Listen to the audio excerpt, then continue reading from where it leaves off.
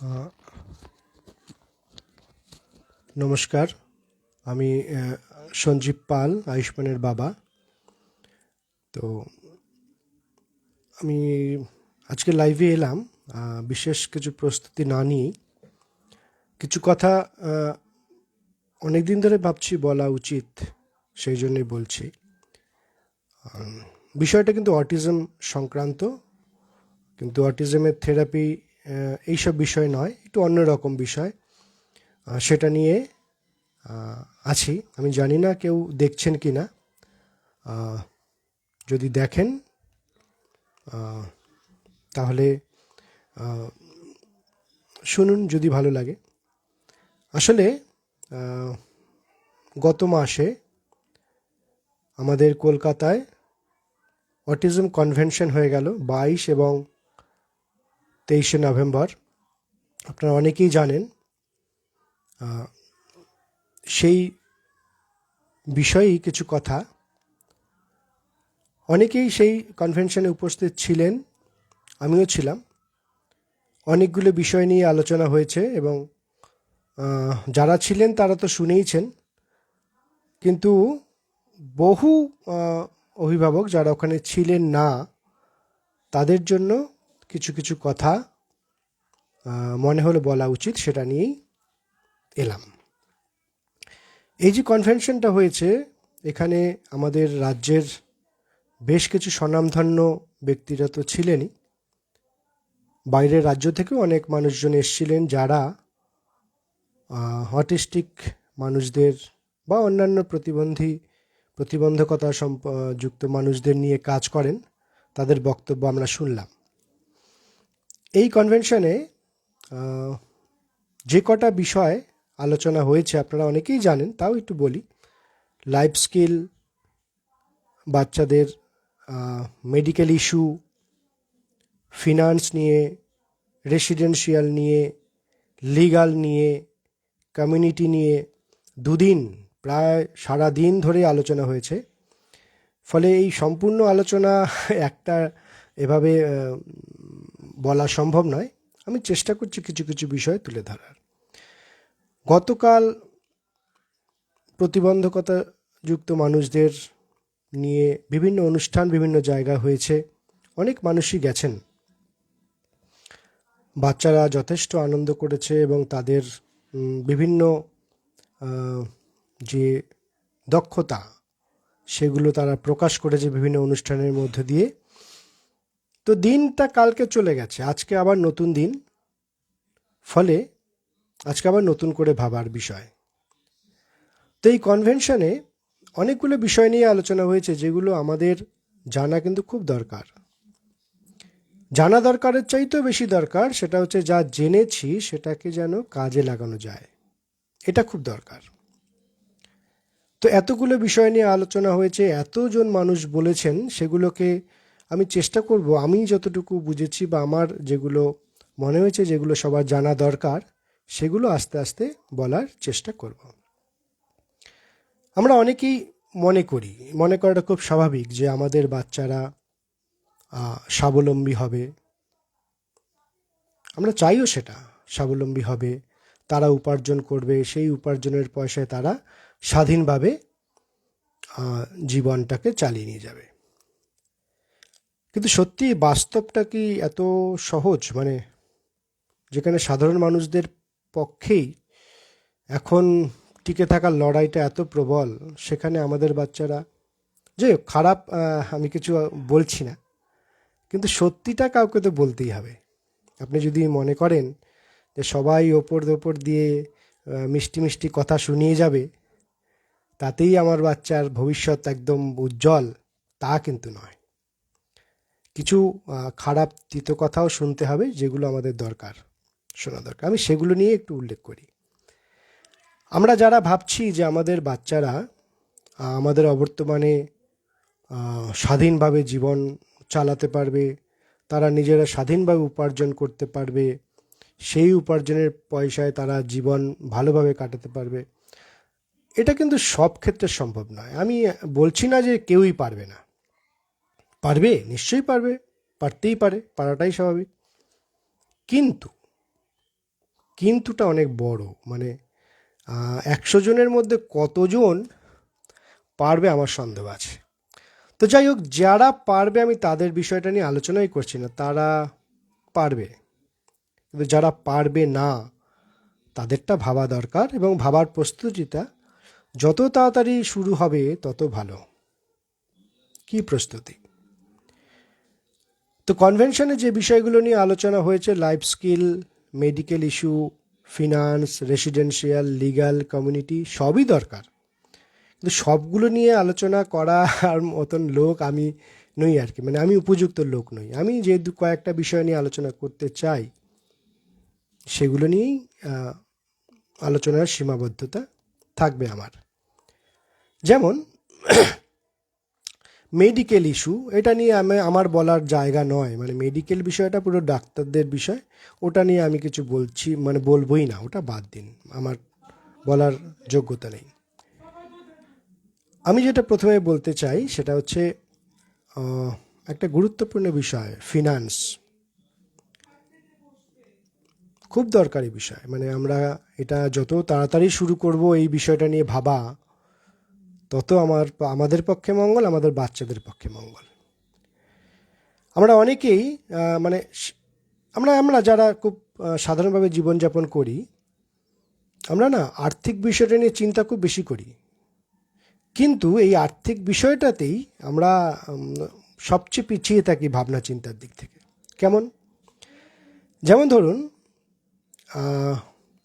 আজকে একটা মানুষ খুব সাধারণভাবে জীবনযাপন করলে তার যদি মাসে, আমি কম করেই ধরছি, 10,000 টাকা খরচ হয়, আমি ধরে নিচ্ছি, এটা মানে হয় না, আমি ধরছি 10,000। আপনি কি জানেন আজ থেকে যদি 40 বছর পর সেই মানুষটা, যখন আমরা থাকবো না তখন স্বাধীনভাবে বাঁচতে যায়, তার তখন খরচ কত হবে? হিসাব বলে প্রতি 10 বছরে খরচটা দ্বিগুণ হয়ে যায়। তাহলে 40 বছর পর প্রথম 10 বছরে 10 থেকে 20, তারপরে 20 থেকে 40, 40 থেকে তারপরে 80, তারপরে 80 থেকে, আর থাক দরকার নেই, অতটা বলবো না, কিন্তু ভাবুন একবার, ভাবতে হবে। আজকে ভাবছেন যে 10,000 টাকায় সংসার, আমার ছেলে 10,000 টাকা আয় করলেই চলে যাবে আমার সন্তান, কিন্তু এখন তো আপনি সাপোর্ট দিচ্ছেন, কিন্তু যখন আমরা থাকবো না, আজ থেকে 30 বছর ধরুন, আমি ধরে নিচ্ছি 30, 40 বাদ দিন, 30, তখন এইভাবেই যদি সে জীবনটাকে খুব সাধারণভাবেই কাটাতে চায়, তার মাসে কত লাগবে? ওই যে বললাম, প্রতি 10 বছরে এটা ডবল হয়ে যায়। সেই টাকার সংস্থান আমার ছেলের উপার্জনে হবে তো? একটু ভাবুন। যদি হয় তো খুবই ভালো, মানে তাহলে তো কিছু বলারই নেই। যদি না হয় তাহলে কি করতে হবে? তাহলে আমাদের এখন থেকেই পরিকল্পনা করতে হবে। যত কম বয়সে পরিকল্পনা আমরা করব, তত আমার ছেলের সন্তানের জন্য ভালো।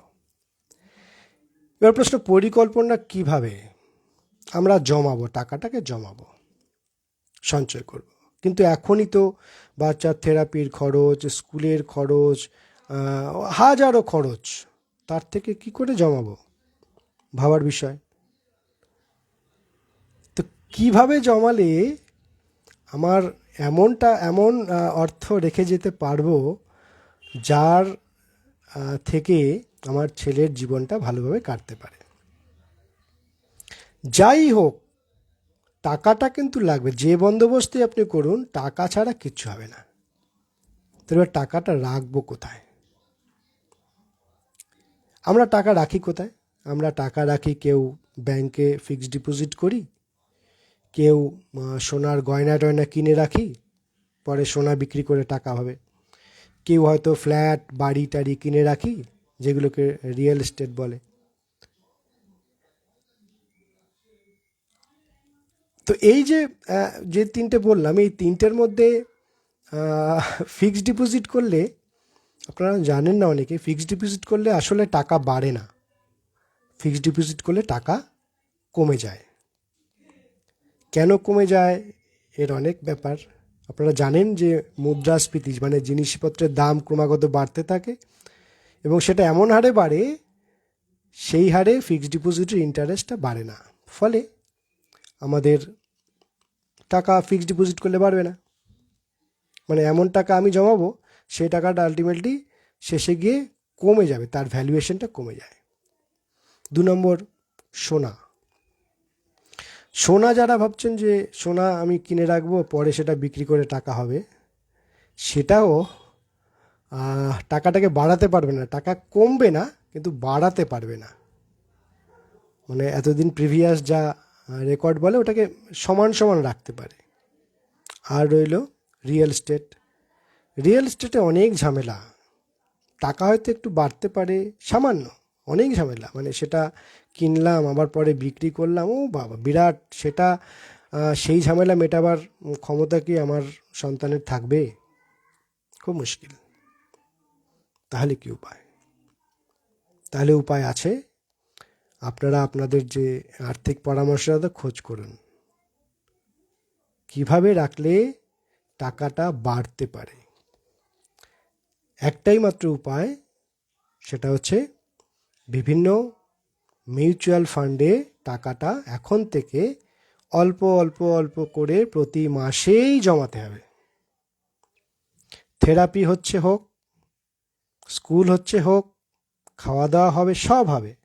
কিন্তু এখন থেকেই যদি শুরু করেন, যে যত তাড়াতাড়ি শুরু করবেন ভাববেন তত আপনার সন্তানের ভবিষ্যৎ সুনিশ্চিত। এটা করতে হবে। তো এখানে অনেক আলোচনা হয়েছে, আমি জাস্ট ছোট করে বলার চেষ্টা করছি। পরে যদি সময় হয় আবার বলবো, কিন্তু করতে হবে। শুধু আমি বিভিন্ন আলোচনা শুনে এলাম, শুধু ভেবেই গেলাম, টাকাটা ভুল জায়গায় জমিয়ে গেলাম, কোনোটাতেই কোনো লাভ হবে না। কি করতে হবে? শুনে সেটাকে প্রয়োগ করতে হবে, সেই প্রয়োগটা সঠিক জায়গায় করতে হবে, সেইটা সঠিক পদ্ধতিতে করতে হবে। তো আমাকে যারা চেনেন তারা যদি মনে করেন কখনো আমার সাথে এই বিষয়ে আলোচনা করবেন, করতেই পারেন। আর যারা চেনেন না, জানেন না, তারা যে কোনো ফিনান্সিয়াল অ্যাডভাইজারের কাছে যান। তার পরামর্শ মতো মিউচুয়াল ফান্ডেই জমা করতে হবে, সঠিকভাবে এখন থেকেই অল্প অল্প পরিমাণে জমা করতে হবে, নাহলে কোনো উপায় নেই। আবারও বললাম, যারা ভাবছেন যে আমার ছেলে স্বাবলম্বী হবে, হোক, কোনো ক্ষতি নেই। কিন্তু খেয়াল রাখবেন, আজকে আপনি যেটা ভাবছেন যে এইটুকু টাকায় আমার সংসার চলে যাবে, আমার ছেলে 10,000 টাকা হলেই হবে, কিন্তু আপনি যখন থাকবেন না, সেই সময়টা কিন্তু 30 বছর বা 35 বছর বা 40 বছর পর, তখন কিন্তু 10,000 টাকায় চলবে না। সেই 10,000 টাকা কত হবে বললাম? 20, 40, 80, 30 বছর পর সেই 10,000 টাকাটা 80,000 টাকা মূল্য হয়ে যাবে। কারণ প্রতি 10 বছরে এটা খরচটা ডবল হয়। বুঝতে পারছেন? ফলে এটা আমি কেন বলছি, ওর প্রশ্ন হচ্ছে কেন বলছি। আসলে অনেক প্যারেন্টদের সাথে আমার যোগাযোগ হয় অল্পবিস্তর, যদিও সামান্য, আমার সাথে খুব বেশি মানুষের যোগাযোগ নেই। কিন্তু যাদের সঙ্গে যোগাযোগ আছে, আমি তাদেরকে বলেছিলাম কনভেনশনে যেতে, অনেকেই গেছেন, অনেকে যাননি। তো তাদের প্রতি আমার মনে হয় যে আমার ব্যক্তিগতভাবে মানে নিজের দিক থেকে একটু তাগিদ অনুভব করছি যে তাদের একটু জানানো। হয়তো অনেকেই শুনবেন না, অনেকে শুনেও এড়িয়ে যাবেন, কিন্তু যদি লাইভটা শুনে একজনও ভাবেন যে হ্যাঁ আমি ঠিক কথা বলছি এবং আপনি সেইটা এগোচ্ছেন, তাহলে আমার এই লাইভের সার্থকতা। আমি একজনকে ধরেই এগোচ্ছি, যে একজন অন্তত আমার কথাটা শুনবেন। তো এই ফিনান্সের বিষয়টা খুব গুরুত্বপূর্ণ, কারণ ভাবছেন যে টাকা ছাড়া কিচ্ছু হবে না। আর যারা আমাদের সন্তানরা যারা অটিজম আছে যাদের, আমি সঠিক তথ্য দিতে পারবো না, তবে আমার মনে হয় না যে 100 জনের মধ্যে 10 জনের বেশি নিজেরা স্বাবলম্বী হয়ে নিজেরা অর্থ উপার্জন করে একদম স্বাধীনভাবে আর 5টা সাধারণ বাচ্চার মতন জীবনযাপন করতে পারবেন। যদি পারেন ভালো, কিন্তু বাকি 90 জনের জন্য আমার বলা, যারা পারবে না তাদের জন্য তো ব্যবস্থা চাই। তো সেই বন্দোবস্ত তো আমাদের এখন থেকে, মানে আজ থেকে, এই ডিসেম্বর মাস 2024, পারলে ডিসেম্বর থেকেই শুরু করুন। কত করে করবেন সেটা আপনার ফিনান্সিয়াল অ্যাডভাইজার আছে, জিজ্ঞেস করুন, কিন্তু শুরুটা করুন। এবং কোথায় শুরু করবেন আমি বলবো, ওটা ফিক্সড ডিপোজিট নয়, ওটা সোনার গয়না নয়, ওটা রিয়েল এস্টেটও নয়, একমাত্র মিউচুয়াল ফান্ড। এবং সেটা সিপ পদ্ধতিতে প্রতি মাসে মাসে মাসে মাসে জমিয়ে যেতে হবে। এবং ধরবেন যে সেইটা আমি 30 বছরের লক্ষ্য নিয়ে করছি বা 20 বছরের লক্ষ্য নিয়ে করছি, তার আগে আমি এটা ধরবো না। তাহলে দেখবেন একসময় আপনার সন্তানের ভবিষ্যৎ আর্থিক দিক থেকে খানিকটা সুরক্ষিত হতে পারে। কত রাখতে হবে কিচ্ছু ভাবার দরকার নেই এখন, ওটা ভাবলে মাথা গুলিয়েই যাবে। আপনি শুধু জমিয়ে যান সঠিক পদ্ধতিতে যতটা সম্ভব। এবং এটাও চেষ্টা করবেন যে এই যে যেটা দিয়ে আজকে শুরু করলেন, আপনার হয়তো আজকে আয় কম, আপনি অল্প দিয়েই শুরু করুন। তার মানে অল্পটাই রাখলে হবে না, আপনার আয় যত যে পরিমাণ বাড়বে এই প্রতি মাসে জমানোর পরিমাণটা সেইটুকু বাড়াবার চেষ্টা করবেন, একটু একটু করে বাড়াবেন। তাহলে এক সময় নিশ্চয়ই একটা সঠিক পরিমাণ টাকা আপনি পেতে পারেন। ফিনান্সের বিষয়টা এই, আবারও বলছি, টাকা ছাড়া কিচ্ছু হবে না। যারা ভাবছেন যে আমার এই দাদা আছে, ভাই আছে, বা আমার সন্তানের ভাই আছে, বোন আছে, দিদি আছে, তারা দেখবে, দেখলে ভালো, কিন্তু আপনি আজকে থেকে 30 বছর পর কি হবে আপনি জানেন না। আপনার অন্য সন্তানটি, সে হয়তো কাজের সূত্রে বাইরে চলে গেল, হতে পারে, তার হয়তো উপার্জন তেমন নেই, তাও হতে পারে, বা তার যে জীবন সঙ্গী হবে বা সঙ্গিনী হবে সে কি আপনার এই বাচ্চাটাকে দেখবে, তার কোনো গ্যারান্টি নেই। সব খারাপ খারাপ কথা আমি বলছি, হয়তো আপনাদের খারাপ লাগছে, কিন্তু এটা বাস্তব। স্বপ্নে আমাদের না, অটিজম ধরা পড়ার সঙ্গে সঙ্গেই আমাদের চারপাশে এত ভালো ভালো কথা সবাই বলে যে আমরা ভাবতে শুরু করি যে আমাদের বাচ্চারা তো কোনো চিন্তাই নেই আর। দারুণ ব্যাপার। কেউ কেউ বলে দেয় যে এরা হচ্ছে ঈশ্বরের দূত, হ্যাঁ, এরা বিশেষ ক্ষমতা সম্পন্ন। আর ক্ষমতা সম্পন্ন তো মানছি, আমি অস্বীকার করছি না, কিন্তু ক্ষমতা দিয়ে তো আর পেট চলবে না দাদা। সেই ক্ষমতার সুযোগটা পেলে, কাজের সুযোগটা পেলে তো উপার্জন করলে তবে না পেট চলবে। সেটা কি আছে? একজন খুব বড় আর্টিস্ট ধরুন, তার আঁকা যদি বিক্রি না হয়, সে শুধু একে একে পেট চালাতে পারবে? পারবে না। ফলে দক্ষতা ক্ষমতা যতই থাক, আসল কথা হচ্ছে, একটা মূল কথা হচ্ছে টাকাটা থাকতে হবে। আর উপার্জন 10-20 হাজার টাকায় আজ থেকে 30 বছরের পরে কিচ্ছু হবে না। এবং যত টাকা লাগবে তত টাকা উপার্জন করা চারটিখানি কথাও নয়। আশা করি বুঝতে পারছেন। আপনারা আমার কথা শুনছেন কি না আমি কিন্তু খেয়ালও করি, মানে আমি এখন শুনছেন, অনেকে কমেন্ট করছেন, মানে নিশ্চয়ই শুনছেন। কিন্তু যখন শুরু করেছিলাম আমি জানি না, কেউ জানেও না যে আমি লাইভ করব, তো শুরু করে দিয়েছিলাম, মানে কেউ না কেউ তো শুনবে। আর যদি মনে করেন যে এটা কাজের কথা, তাহলে আপনাদের পরিচিত যাদের পরিবারে অটিজম আছে তাদের থেকে শেয়ার করবেন, তারাও শুনুক। কাজে লাগবে না লাগবে আমি জানি না, কিন্তু একজনের লাগলে সেটাই আমার এই পরিশ্রমটা সফল হবে। তো আজকে ফিনান্স নিয়ে আলোচনা সীমাবদ্ধ রাখছি। ফিনান্সের আলোচনা একবারে হবেও না অবশ্য। তো এটা করতে হবে, মানে আপনারা ভাবতেই পারছেন না, মানে অনেকেই জানেন অবশ্য, অনেকে যারা জানেন না, মানে কত পরিমাণ টাকা লাগতে পারে। Huge huge.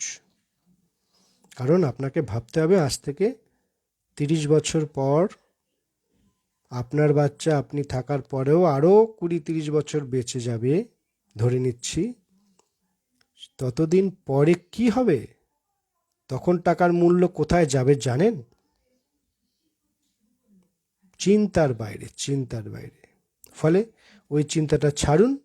যেটা করতে হবে, আমি ফিনান্সিয়াল অ্যাডভাইজার নয়, কিন্তু আমি একজন কমার্সের ব্যাকগ্রাউন্ডের স্টুডেন্ট। আমি কমার্সের শিক্ষক। ফলে এই বিষয়টা আমার কিছুটা নলেজের মধ্যে আছে বলে আমি বলছি। ইমিডিয়েটলি মিউচুয়াল ফান্ডে এসআইপি ভাবে টাকাটা জমানো শুরু করুন। ফিক্সড ডিপোজিট নো, সোনার গয়না নো, রিয়েল এস্টেট নো। কেন না? আমি কারণগুলো আগেই বলেছি। ফলে একটাই উপায়, ওই অর্থের যে প্রয়োজন তার সাথে লড়ার জন্য একটাই উপায়, সেটা করতে হবে। তো এই যে এগুলো আমি আগে জানতাম, অনেকটাই জানতাম, তবে এই কনভেনশনে গিয়ে আরও ভালোভাবে জানলাম। একসাথে বসে এতটা বিষয় মাথায় নিয়ে আলোচনা করলাম সবার সাথে। তো অনেক ধন্যবাদ যারা অর্গানাইজার। মূল 5 জন ছিলেন, তার মধ্যে একজন পুরুষ মানুষ আর 4 জন মহিলা।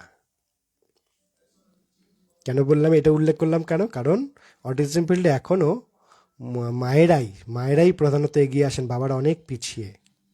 সেটাই প্রমাণ করে 4:1। আর ওনাদের অনেকের সাথেই আমার পূর্ব পরিচয় ছিল। মানে যে 4 জন মহিলা, তার মধ্যে 3 জনের সাথে পূর্ব পরিচিত আমার।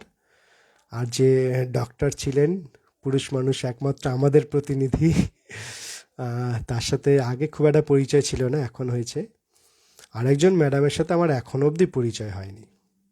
তো সবাইকেই ধন্যবাদ জানাই যে এত সুন্দর একটা কনভেনশন করার জন্য।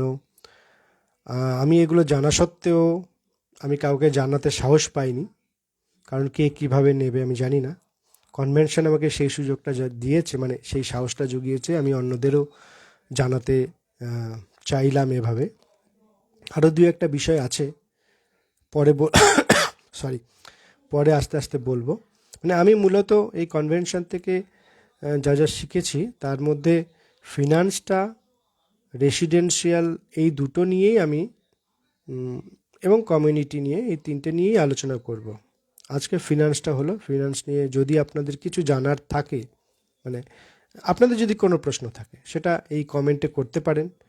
যদি আমি পরে কখনো সেগুলোর উত্তর দেওয়ার সুযোগ পাই, আমি চেষ্টা করব সেগুলো উত্তর দেওয়ার। কিন্তু আমার অনুরোধ যে আপনারা যারা শুনছেন, যারা ভাবছেন, যদিও আমি জানি এটা শিওর যে যারা শুনছেন তারা অধিকাংশই মায়েরা, তাদের অনুরোধ আপনারা বাবাদেরকে একটু শোনান এবং তাদেরকে মানে বলুন যে এটা শুরু করতে হবে ইমিডিয়েটলি। ছেলের নামে, সন্তানের ভবিষ্যতের জন্য এসআইপি শুরু করতে হবে আজ থেকেই। ডিসেম্বর 2004 থেকেই শুরু করতে হবে। কোথায় করবেন তার জন্য ফিনান্সিয়াল অ্যাডভাইজার আপনাদের এলাকায় পাওয়া যাবে। আপনারা খোঁজ নিন, শুরু করুন। যদি কোনো প্রয়োজন হয় আমাকে যারা চেনেন, আমার হোয়াটসঅ্যাপে বা আমাকে ফোন করুন। আমি যদি পারি সামান্য আপনাদের সাহায্য করতে আমি চেষ্টা করব। শুরুটা ইমিডিয়েটলি করতে হবে। প্লিজ প্লিজ প্লিজ, আমি একজন বাবা হিসাবে আপনাদের কাছে অনুরোধ করছি, আপনারা করুন। আর যদি মনে করেন যে এইটা আপনাদের পক্ষে কাজের একটা লাইভ ভিডিও, তাহলে অন্য যারা অভিভাবক তাদের কাছে পৌঁছে দেওয়ার চেষ্টা করুন। হয়তো কারো কাজে লাগবে, ওরা হয়তো অনেকে শুনবেই না, হতেই পারে সব। তো আবার পরিশেষে যারা কনভেনশনের উদ্যোক্তা, তাদেরকে অসংখ্য ধন্যবাদ এত সুন্দর একটা অনুষ্ঠান করার জন্য। এবং তাদের এই উদ্দেশ্যটাকে সফল করার দায়িত্ব আমাদের নিতে হবে। শুধু শুনে এলাম, জ্ঞান অর্জন করলাম, লাভ নেই, সেটাকে প্রয়োগ করতে হবে। আজকে যে বিষয়টার প্রয়োগ এক্ষুনি শুরু আমরা করতে পারি, আমি সেটা নিয়েই প্রথম আলোচনা করলাম যে ফিনান্স, সেটার জন্য এ মাস থেকেই শুরু করতে হবে। শুরু করুন।